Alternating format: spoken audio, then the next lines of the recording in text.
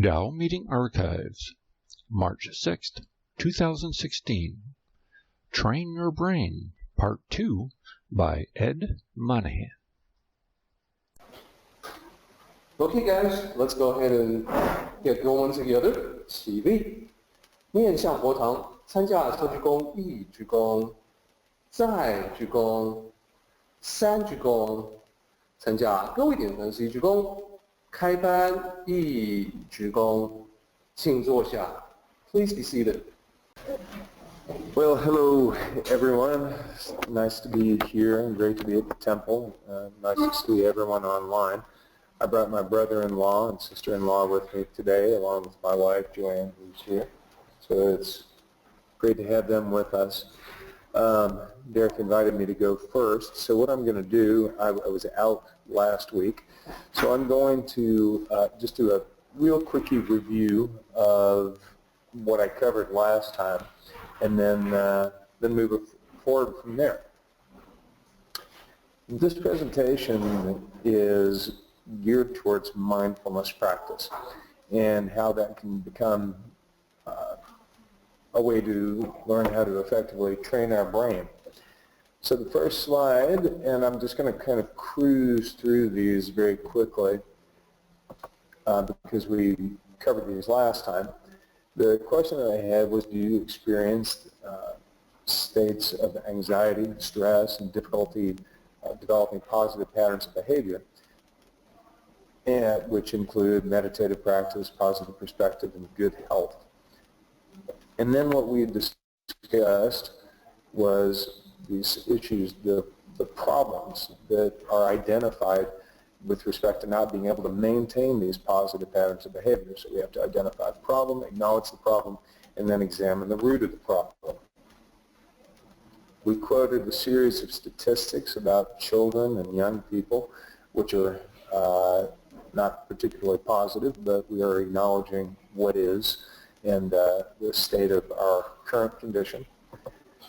We established also some health parameters with respect to the baby boomer population, which is ever aging, which I'm in that category myself, which are again not particularly exciting statistics. And then when we talk about acknowledging the problem, it kind of makes us sad when we think about that. And then what we also discussed was that the root of many of these issues, in fact most of these issues with respect to behavior, has to do with our thoughts.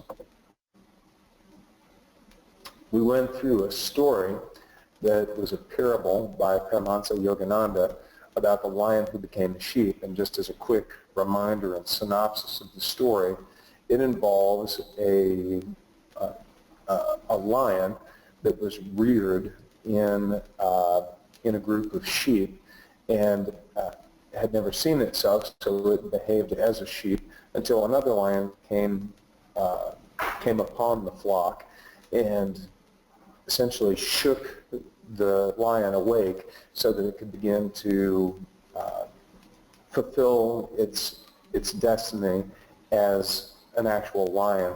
And the analogy, of course, is that we as unconscious beings sort of tread through life without an awakening, a realization of the nature of our true place in absolute reality. So this is essentially where we left off, where we talked about mindful awareness. And mindful awareness in this respect, and training your brain, is the practice of maintaining a non-judgmental state of heightened or complete awareness of one's thoughts, emotions, or experiences on a moment-to-moment basis. So what does that mean? That means being able to experience the present moment fully and completely, but without a sense of judgment being attached to that. That's the current thing we always hear now about mindfulness. This is where a great deal of the data and the research has been focused, and the benefits thereof that we see as related to patterns of negative behavior, being able to maintain health, being able to maintain higher levels of quicker recovery from disease states, all kinds of benefits.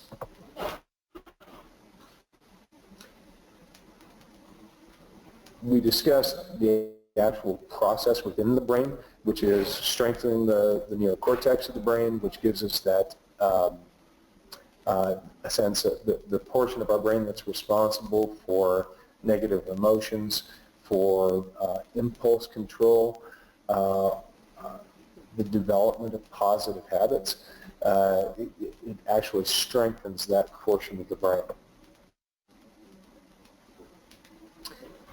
In order to move forward, we discussed about adopting a mind state of openness and embracing unconventional means by which we can develop awareness and develop different patterns of behavior.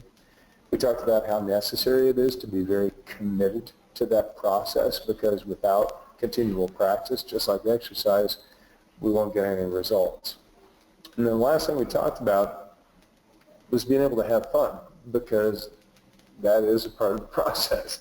If it's this miserable experience where we think, oh my God, I've got to meditate, it's not likely that we're going to participate in the event. So we have to view this from a positive perspective.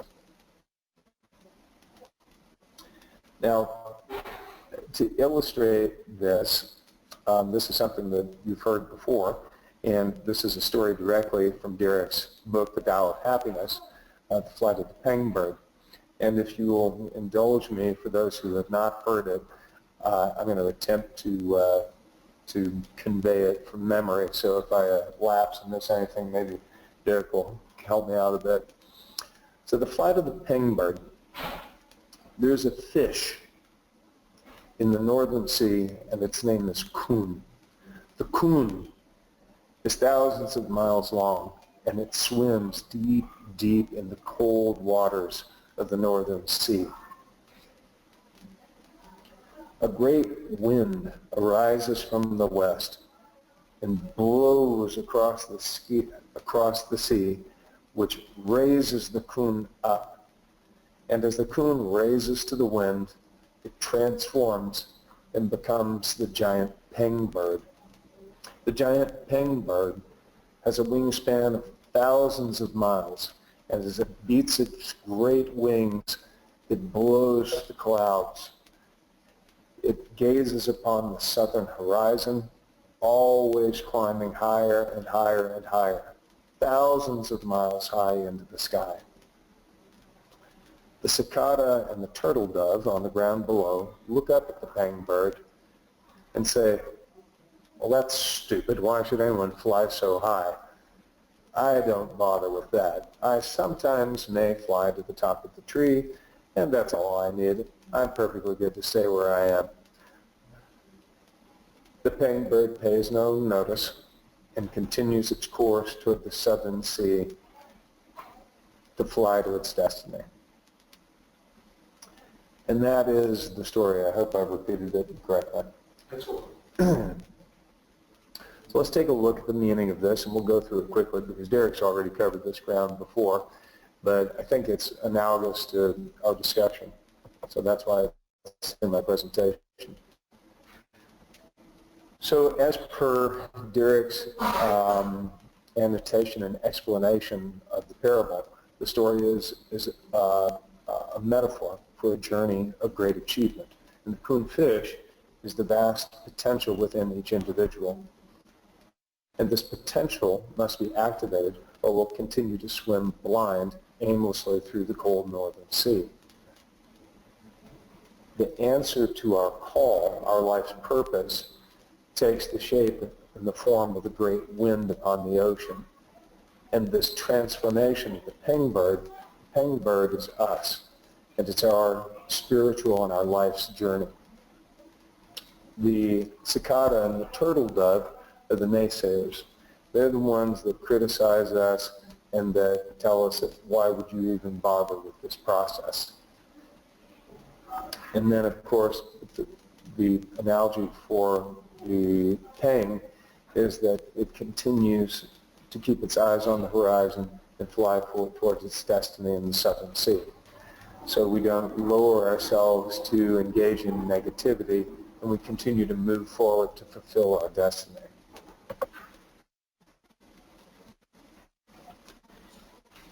Now, if we follow this and we look at our overall journey, and we take a look at our experience of reality with respect to the mind, there are 4 stages to this.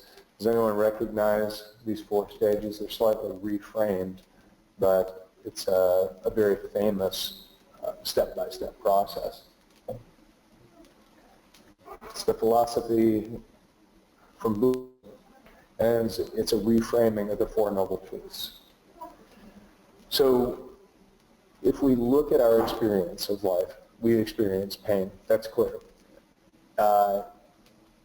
It's a continual evolution, and we move through phases of joy and pain and just neutrality. But I think it's safe to say that we continually experience this pain in our lives.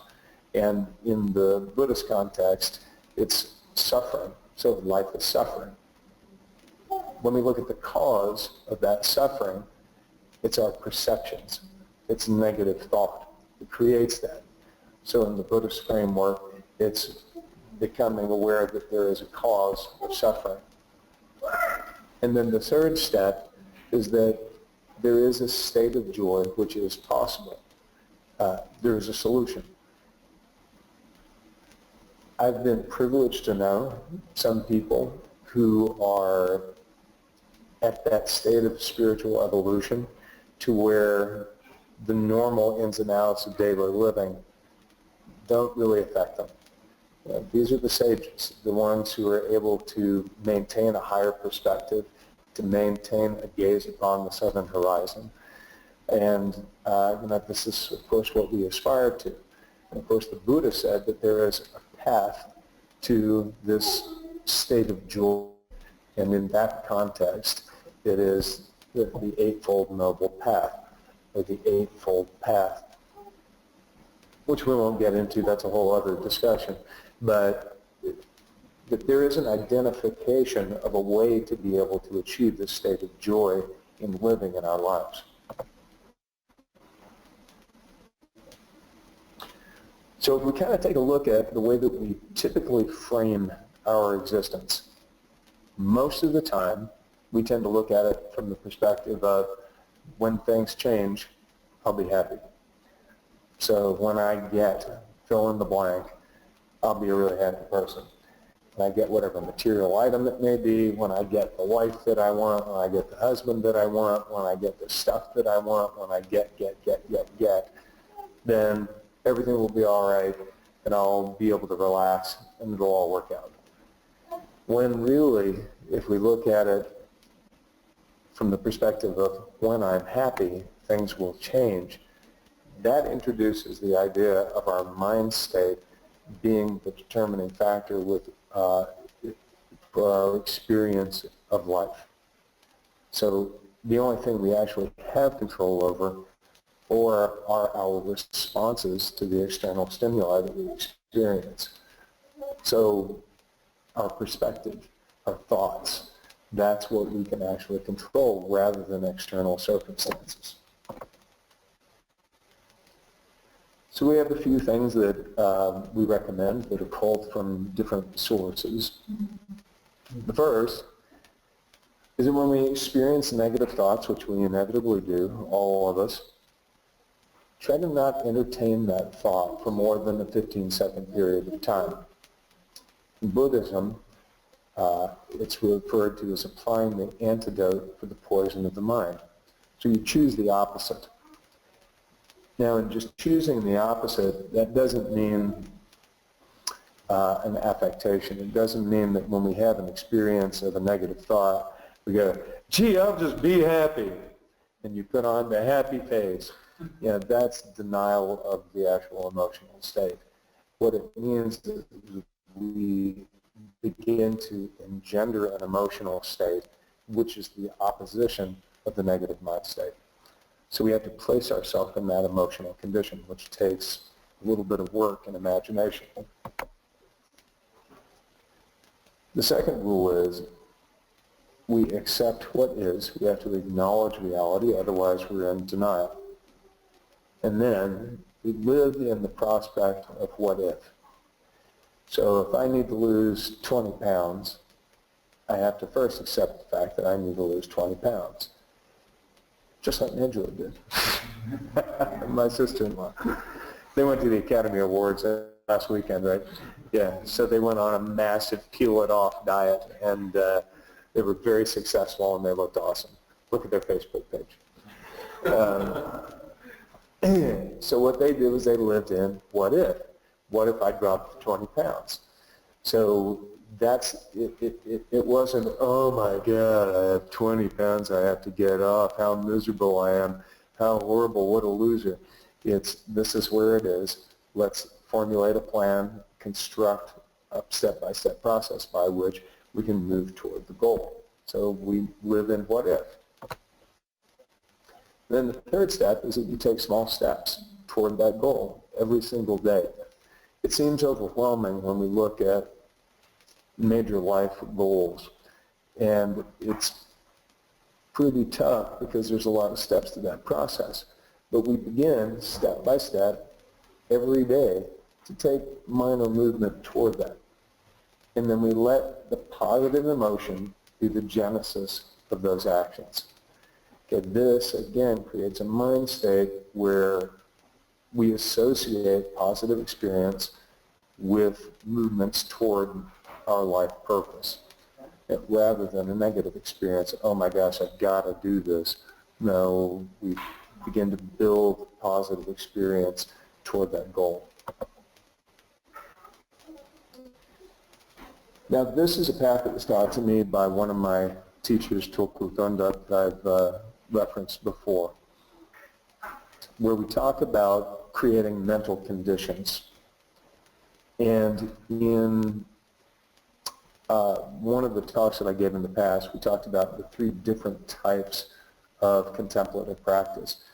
First being mindfulness, which is the experience of moment-to-moment life without judgment. Second, concentration-based meditation, which is being able to fix the mind on a single point of focus. And then contemplative practice, which has to do with contemplating a principle or an esoteric ideal. This is the second. So we begin to think about and anchor the mind in a single point of concentration, which is a positive image, which then in turn leads to and creates the choice of using positive words and creating positive thoughts, which then leads to the experience of positive feeling states and positive experience, which in turn creates trust in these positive images and objects and qualities. So you see what this is. It's a cycle. It's a chain that reinforces itself. And this is very old. This is from Tibetan Buddhism. And one of the reasons that this has been adopted into modern psychotherapy, is because these processes work. It's been established for thousands of years that these processes work, and it's just been adopted by the modern psychoanalytic process over about the past 30 years. So what we do is we create a positive image, a positive experience, which leads to these successive steps. And this is, in a broader context, how it moves to what's typically referred to as the principle of enlightenment or awakening. And this is how it is actually practiced in many of the Mahayana traditions that rely heavily upon imagery and developing mind states through the imagery. You see an object of devotion. Now this can be tangible directly in front of you in the form of some sort of icon, or it can be in your imagination. And then from this object of devotion and the sense of love that surrounds that iconic figure. So it could be the Buddha, It could be Jesus. It could be, you could fill in the blank with whatever is meaningful to each individual.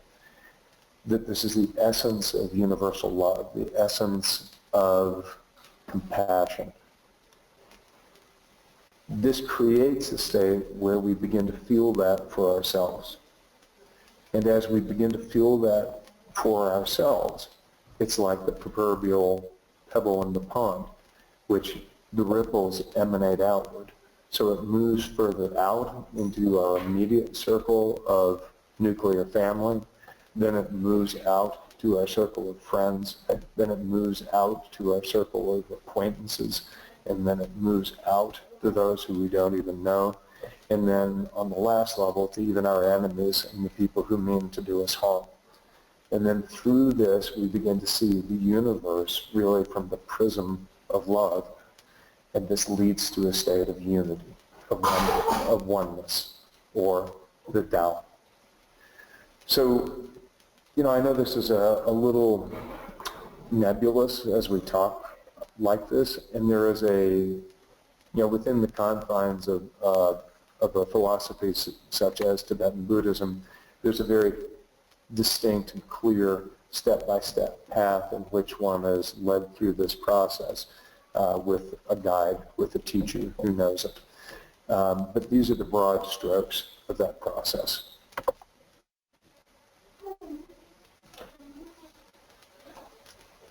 In scientific terms, if we look at our brain, a lot of what's being discussed is the principle of brain bilaterality, and this is some of the work that I do at UCLA with one of my neuroscientist friends. We talk about the principle of brain bilaterality, meaning that we have a separation in the hemispheres of the brain, and they're responsible for different functions. So the right hemisphere being responsible for creative thought, the sense of the experiential, inspirational, intuition, knowing oneself, creativity. And then the left hemisphere, which is responsible for linear, analytic thought, progressive, and goal orientation. And that we have to find a balance between these states. The degree to which the hemispheres of the brain are capable of communicating to one another successfully is the degree to which we're capable of fulfilling our life tasks in large part. Let me give you for instance on this. I can't remember whether I told you guys this or not, but if I have, just stop me. So this friend of mine, his name is Siggy Hale, he's a neuroscientist at UCLA, who's recently moved to Cincinnati, Ohio, working in the private sector, has had a friend, and still has a friend. And this guy was a trust fund person who really didn't have to work. He had a lot of money and was a very intelligent guy, but really didn't fulfill any of his potential.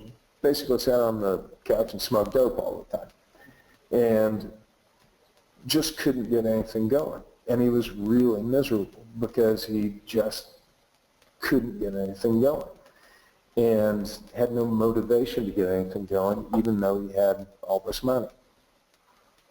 So Siggy tried an experiment with him, and he said, you know what I think you need to do?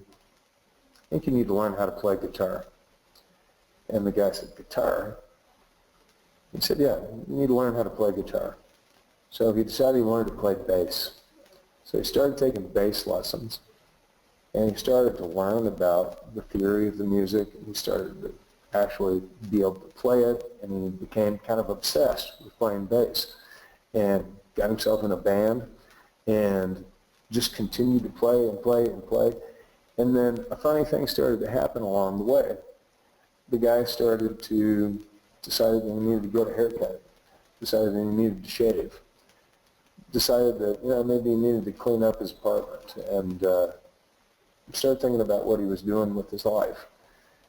And then the next thing you know, he decided he didn't end up being a professional musician, he ended up just getting a job and ended up being someone who was very productive and started to move toward fulfilling his own personal destiny. And the only thing that shifted in this guy's life was bass. He just learned to play bass. So Sugi's theory for this is that there was a considerable imbalance in his brain that was then that lined up and balanced out through this process of, and music is a wonderful process because it kind of encapsulates both of these processes, meaning that from a theoretical perspective, it's very much geared towards mathematics. Anyone who studied music knows the idea of notation and how it fits together in sequences. There's a linear learning structure by which which everyone has to go through in order to learn the process. Learning scales, it's very much a rote process that requires self-discipline. But then on the other side of that is this very creative flow state that's associated with it when you gain a degree of skill where it becomes improvisation and fluid and flow and creative. So this is the way that this guy was able to actually change his life around. So what we encourage people to do at our facility is find that same sense of balance. I think as I speak with more and more adults, when I sit down with them for consultations, I ask, what do you do in your life that's creative? And most of the time I've met with blank stares. Some people are very creative, but a lot kind of consider that to be a frivolous activity. It's a waste of time.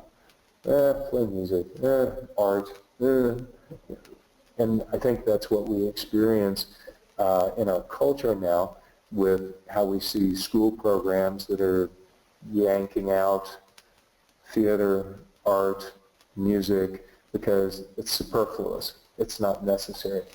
But this is what a huge part of what makes us human is this experience of life, of reflection that enables us through writing, through all of those mediums, to be able to kind of take a look at ourselves and self-reflect. So just like we talked about, if we correlate this to the principle of yin and yang, yin being creativity, arts, and nature, then we need this. And you guys all know the experience of getting out into nature and really feeling the absorption of that energy that surrounds us and what good that does for us. And it's the same essence that we feel when we're involved in creative activities. And then yet the yang state is necessary, where we're focused on a linear, logical progression that moves us closer toward our life purpose. So we need to have both. You can't live in just a flow state. You guys all may have had this experience or know people who do this that constantly live in this world of creativity, but they can't get anything done because they just lack the ability to line up the necessary steps to do so. Now I'm going to leave this for next time. So what I'm going to suggest is when I do this again, just get a piece of paper or a notebook with you, and we'll go through a process that we run at ECTA, our facility, with our adults, which has to do with kind of creating a linear progression for goal orientation. So with that, I will turn it back to Derek. Thank you so much. Yeah, that was great. And I was especially taken by your reframing of the Four Noble Truths. And I'm not sure why that to me was so effective, but I think hearing the same thing said in a different way, from a different angle, very, I think, westernized or modernized presentation gives it sort of a new power, for me at least. Thank you. And I also want to borrow the paper for just a moment. I saw Chinese characters that I figure I can just maybe just take a moment and explain what those characters are. So, and before I get to that presentation, Ed, I'd like to relay some feedback from Edie. Beautiful presentation, thanks. And I have to echo what Edie is saying because I honestly cannot imagine any other source where one can see such authentic Eastern thought, Eastern teachings packaged in such a high quality presentation that the Western audience can easily get into. So I think this is something special that one simply does not encounter every day. So here, let me draw everyone's attention to this particular painting, this Chinese painting about the great penguin. So you'll see that there are 4 characters here. It actually goes from right to left. So it starts here with this character, calligraphy, here, and then the wing is taking up quite a bit of space, so the 4th character is over here. So together, this is one of the most common idiomatic expressions in Chinese, and most Chinese idioms are 4 characters. This one, 鹏程万里. This is actually what I mentioned in the beginning of the book, The Tao of Happiness. 鹏程万里. This is the phrase that's repeated over and over again to every graduating class, whether it's high school or college. All the graduates hear this ad nauseum, 鹏程万里. And what it means is that the first character, 鹏, is the pain. In the pinyin system, there isn't really a great way to represent the sound. The original sound is 鹏, and in English it becomes more like an A sound, like a pain. But that's what it is. That's the bird. The character itself is composed of left and right radicals, where the right radical, the right half of it, is actually the character for bird. So 鹏, that's the character. 程, the second character, is the journey. So when you go 鹏程, that's the journey of the penguin. 1, that means 10,000, but it just metaphorically means many miles, and li is the measure of distance. It's not exactly a mile, as you would. The ancient Chinese did not use the British imperial system for measurements, so it's a little bit different, but the idea is the same. So we don't necessarily need to translate it literally as li, li, but simply as miles, and people get the idea that 10,000 miles, the journey of the penguin, means that the penguin covers a great distance. And that in turn is a metaphor. It's an aspiration, it's an encouragement, it's an inspiration for everyone that, hey, listen, you are meant for far greater things than what is present in your life right now. There is so much more ahead of you. There is a grand journey ahead of you. Maybe you don't realize it yet. Maybe you haven't activated yourself or risen up to the height of the penguin, but it's there. It's waiting for your discovery. It's waiting for your readiness to rise up. So that's the idea, and that's what makes it very suitable for graduates. It inspires them to go beyond just the completion of their studies and undertake a journey in society that goes on to far, far greater things. In this particular painting, we also see this background that's obscured in the distance, and that's from the original text as well. It just says that when the penguin rises up high enough in the sky, when you look down from such a great height, everything becomes like a blur. And that's another way to say that when you are of a sufficient height in your aspirations, in the journey that you undertake, then all the critics, all the naysayers at ground level, you can't even see them anymore. So if you are still hearing all the people saying, oh, well, okay, be realistic, I'm just saying this for your own good, you can't actually do that, right? all of those people, if you are still hearing them and they're bothering you, that's only because you are not quite at the level of the pain bird. You got to go higher. Let's go ahead and do the meeting ending ritual. 起立，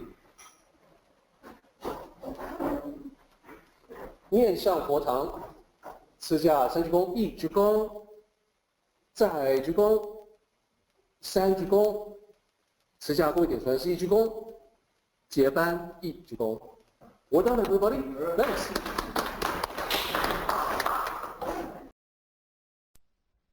Join the Tao meeting live to participate in the questions and commentary. For more information, go to http://taoism.net/Tao/connect-online.